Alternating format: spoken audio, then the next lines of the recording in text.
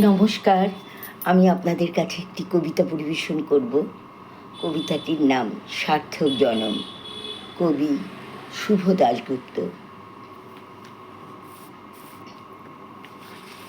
যে ছেলেটা চায়ের দোকানে এঁটো কাপ ধুচ্ছে রাস্তার ধারে, তাকে ডাকুন, তার কানে কানে বলুন, সুজলাং সুফলাং মলয়জ শীতলাম। হ্যাঁ, বেশ সুন্দর করে বলুন। যে মেয়েটা চাকরির নাম করে বনগা কিংবা চাকদা থেকে রোজ সকালে ট্রেনে সেজে গুজে শহরে আসছে শরীর বেচে চাল নুন কিনতে, তাকে ডাকুন, তার কানে কানে বলুন, সুরেলা কণ্ঠে বলুন, সার্থক জনম আমার, জন্মেছি এই দেশে।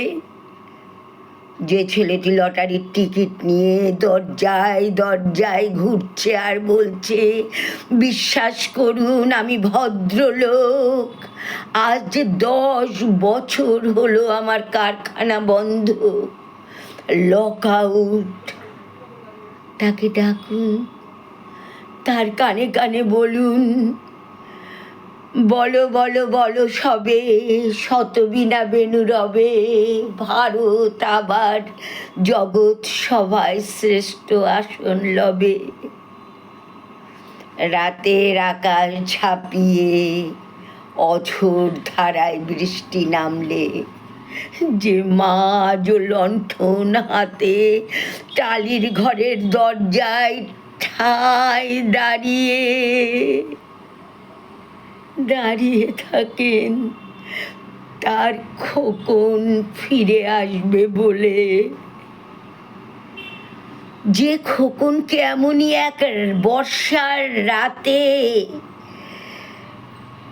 কালো গাড়ির পুলিশটা ডেকে নিয়ে গিয়েছিল, আর বরানগরের রাস্তায় ভোরে ঘুম ভাঙা কুকুর প্রথম দেখেছিল যার গুলিবিদ্ধ রক্তাক্ত লাশ, সেই মাকে ডাকুন, তার কানে কানে বলুন, হাম বুলবুলি হ্যায় সিকি, ये गुलिस्ता हमारा सारे जहाँ से अच्छा হিন্দু। সবাইকে সব কিছু বলা শেষ হলে শুনশান শীতের রাতে 5 মাথার মোড়ে ঘোড়ায় চড়ে বসে আছে যেই মহাবিপ্লবী, তার পায়ের সামনে ধীরে ধীরে এগিয়ে যান। ফাঁকা রাস্তায় রাতের বাতাসে কান পাতুন, শুনতে পাবেন সেই বিপ্লবী পুরুষের বজ্রকণ্ঠ, আমি তোমাদের কাছে রক্ত চেয়েছিলাম, আমি তোমাদের কাছে রক্ত চেয়েছিলাম তোমাদের স্বাধীনতা এনে দেব বলে, আমি পারিনি, কিন্তু আমি আমার সমস্ত জীবন উৎসর্গ করেছি। আর আর তোমরা তোমরা তোমরা ধন্যবাদ।